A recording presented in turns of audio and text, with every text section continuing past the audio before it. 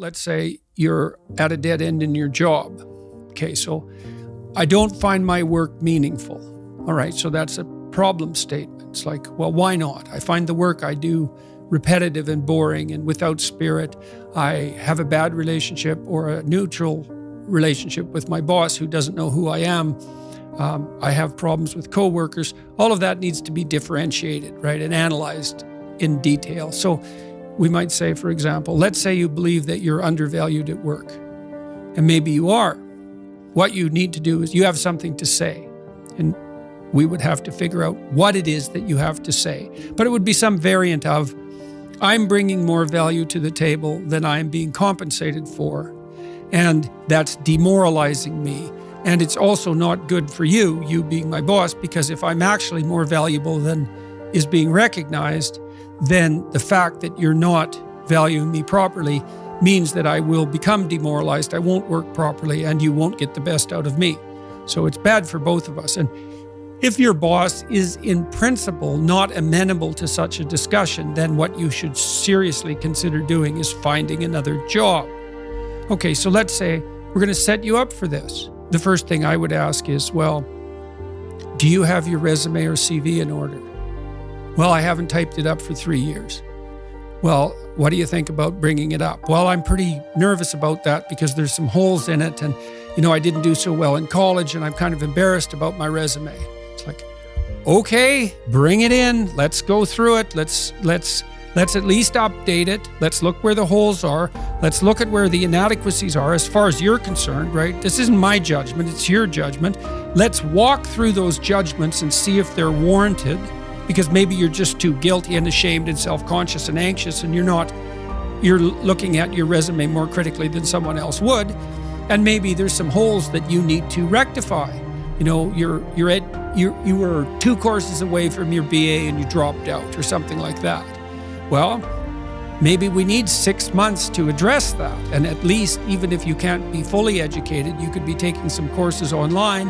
And so when you went to a new job interview and they said, what about this hole? You'd say, well, I came to terms with that 6 months ago, and in an effort to rectify it, I'm taking the following courses, and here's my plan for completion. That's a really good answer. And anyone with any sense who's interviewing will accept that as an indication that although you're not perfect, and who is, that you have a good plan and that you've thought it through. Like, that's the kind of answer that in all likelihood will cement your candidacy for the position. Okay, so now you're going to go to your boss. Well, you have to have your CV and your resume in order, and you have to be able to stand on it solidly, and which at least means that you're prepared to address the inadequacies in a credible, realistic, believable, and truthful manner.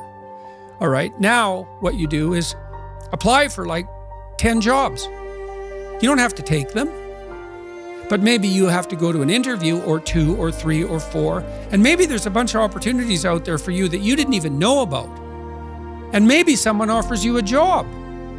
And so now you can go to your boss and say, here's the situation I'm in here at work. Here's my evaluation of the problems in relationship to me. Here's what I could do for you if you gave me a 40% raise and the opportunity to progress, but I'd like to see a plan for that.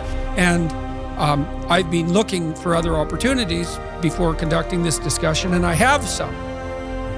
Well, then, if your boss treats you with contempt at that point and doesn't listen, then perhaps he or she is a little more narcissistic than might be optimal, and it's time to find a new job. But this isn't something you do trivially. And so when you're doubtful, say you're trapped, you ask yourself, well, why am I trapped? And that's a hard question, right? Because some of it's your own inadequacy, a lot of it. And all of the part of it that you can deal with is your own inadequacy. So even if it's unfair, even if you're hemmed in for any number of reasons, inappropriate, like ethnically predicated oppression, let's say, or maybe you're in a workplace that really is sexist in some fundamental sense. Well, that's not good. It's not just, it's not fair, it's not meritorious, all of those things. And maybe you shouldn't be there. But what you can do to begin with is every bloody thing you possibly can do to put yourself in the most virtuous and powerful negotiating position possible.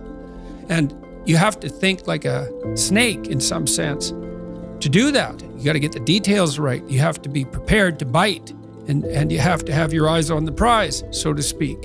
And people aren't taught this sort of thing ever, really. They're not taught how to negotiate. They're not taught how to goal set.